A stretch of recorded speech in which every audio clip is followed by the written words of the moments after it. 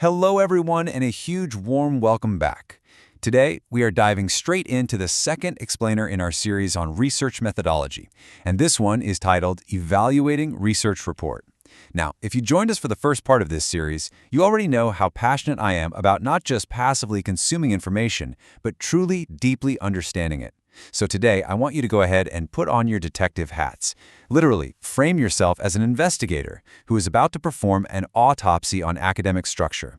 We're going to look under the hood of these research reports to figure out exactly what makes them tick, what makes them actually trustworthy, and maybe most importantly, where the hidden flaws might be hiding out. So, the crucial point here is perfectly captured by researcher John Creswell. He notes that the quality of a research report essentially mirrors the integrity of the entire research process. You see, evaluating a report is not a passive read. You aren't just sitting back with a cup of coffee and accepting every single word on the page as absolute truth. Instead, evaluating research is an active, rigorous search for structural integrity. Think of it like this. When you read a study, you are testing the very foundation it was built upon. If the process is flawed, well, the whole report is compromised. We're essentially looking for those load-bearing walls of methodology and data to see if they can actually hold the weight of the researcher's claims. All right, here's our roadmap for today's explainer. We'll start with the importance of evaluation, then we'll assess the front matter, dive deep into the literature and methodology, interpret the results, inspect the ethical guardrails, and finally, wrap it all up with a critical final checklist. Okay, let's dive into this. Section 1. The importance of evaluation. Verifying trustworthiness. Now, you might be wondering, why do we put so much effort into evaluating a report in the first place? Well, because a beautifully written, incredibly persuasive paper can still be fundamentally completely wrong.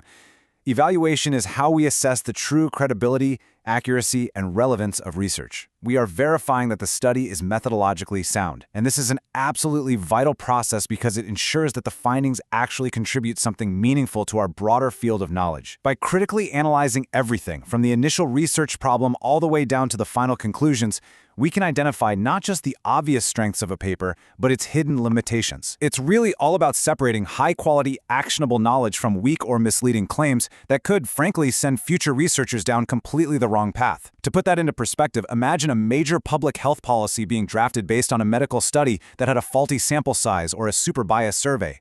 The real-world consequences of acting on that bad research would be absolutely disastrous, right? So evaluating research stops that kind of chain reaction before it even starts. Moving right along to Section 2, Assessing the Front Matter. Let's look at the first impressions a researcher makes. Obviously, the title of any study should be incredibly concise yet highly informative. But the real heavyweight of this front matter is the abstract. This is your brief overview of the study's objectives, methods, findings, and implications. Basically, it helps us determine at a super quick glance if this report is even relevant to our needs. But you've got to be really careful here. The American Psychological Association issues a pretty stark warning about this. An unclear or misleading abstract can severely hinder comprehension. I actually like to call a bad abstract an academic jump scare. It acts kind of like a misleading movie trailer. You know, the ones that misrepresent the entire film, tricking you into reading a whole paper that actually has absolutely nothing to do with what was promised in that initial summary. Moving just past the abstract, we hit the introduction and the research problem. Now, a good introduction does a massive amount of heavy lifting. It sets the context, explicitly defines the problem, articulates the hypotheses, and establishes the exact purpose of the study. And this brilliantly illustrates what scholar W.L. Newman points out: a well-defined problem is the central anchor of the entire paper. It's the thing that guides the research process and ensures clarity of scope. If that research problem is vague, if it's wandering all over the place, or if it's trying to solve way too many things at once, the entire investigation is going to be completely out of focus. As an evaluator, if you don't know exactly what the researcher is trying to solve by the time you reach the end of the introduction, major red flags should be flying in your head. All right, Section 3, Literature and Research Methodology. Welcome to the engine room. The first part of this engine room is the review of literature. Let's look at the standards set by Galvin and Galvin here. There is a massive narrative difference between a weak and a strong literature review. A weak review is, well, it's basically just a list. The researcher is essentially just saying, Smith said this, Jones said that, and Davis said this over here. It's highly redundant, and quite frankly, it's pretty boring to read. But a strong literature review, that is completely different. It actually synthesizes recent, peer-reviewed sources to weave a rich tapestry of existing knowledge. And why do they do this? To find the missing piece.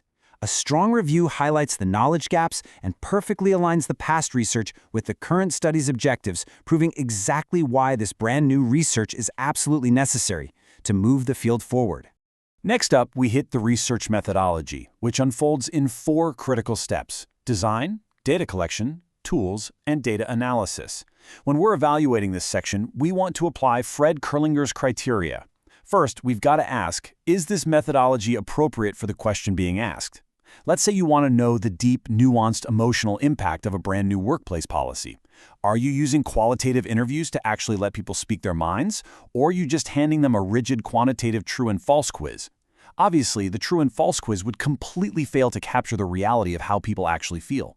You absolutely have to match the tool to the question. Furthermore, is the study replicable? Could another scientist come along, follow these exact same steps, repeat the experiment, and test the findings? And finally, we have to look for validity and reliability. Did they actually measure what they claim to measure, and did they do so consistently over time?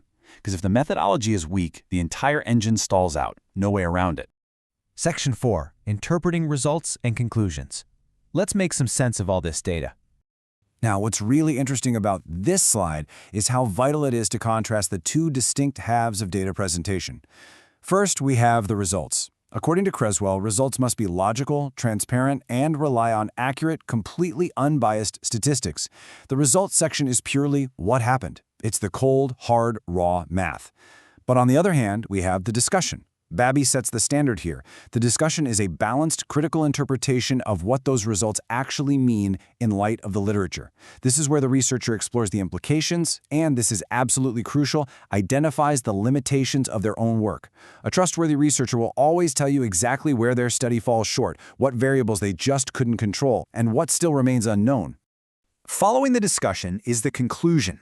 Judith Garrard provides an excellent rule for conclusions. They must summarize the key findings and highlight their practical, theoretical, or policy significance. But here is the critical part for you as an evaluator. A strong conclusion relies entirely on what has already been proven in the previous sections. It must not introduce sudden, unearned new claims or new information, and it absolutely, unequivocally must avoid exaggeration. For example, if a paper meticulously studies local traffic patterns at just one single street intersection and then suddenly concludes that their data is the ultimate solution to global climate change, yeah, you've got a massive problem of exaggeration. The conclusion literally has to match the scale of the evidence. Section 5. References and ethical protocols. We like to think of these as the guardrails of the research. We start with proper citations. The Modern Language Association, or the MLA, holds a very firm view on this.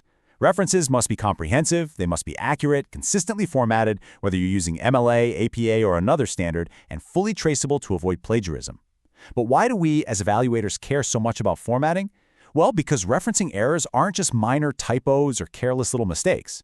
Glaring errors in the reference list are massive red flags. They indicate a broader lack of scholarly rigor across the board.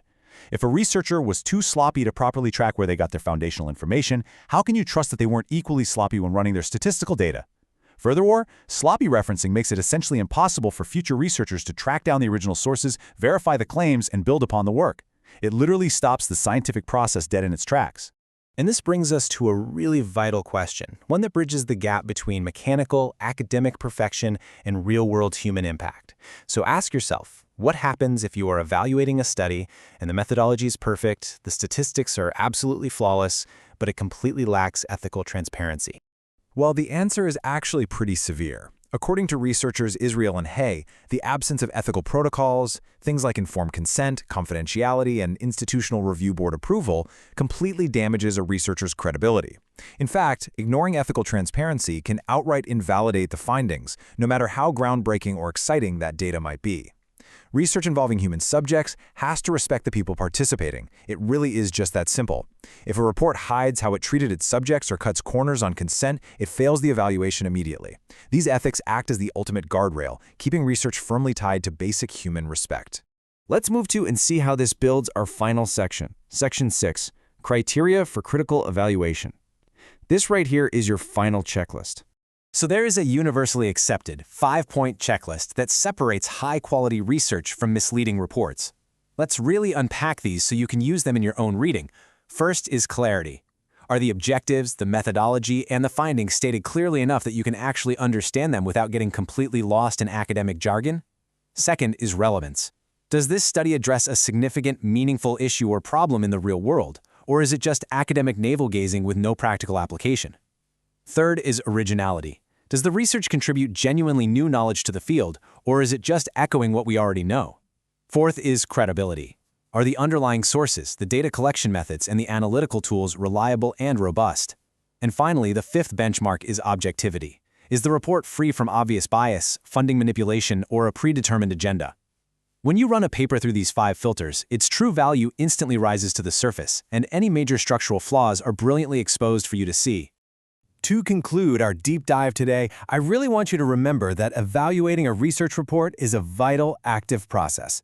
It's how we verify the trustworthiness of findings, the validity of conclusions, and the integrity of the scientists behind the work. Whether you're a student writing a term paper, an educator designing a curriculum, or a professional looking for proven solutions in your industry, developing these critical evaluation skills drastically enhances your scholarly discernment. Ultimately, it enables you to make truly evidence-based decisions in your life and career, rather than just trusting the loudest voice or the flashiest headline in the room. So, I am going to leave you with this final, provocative thought. How will you use these tools to critically filter the next big, headline-making study that comes across your desk? Remember, don't just read the abstract. Dig right down into that engine room. Thank you so much for joining me for this explainer. If you found this breakdown helpful and you want to keep sharpening your analytical skills, please make sure to like this explainer, leave a comment down below with your thoughts, share it with your colleagues, and subscribe to our channel for more deep dives. See you next time.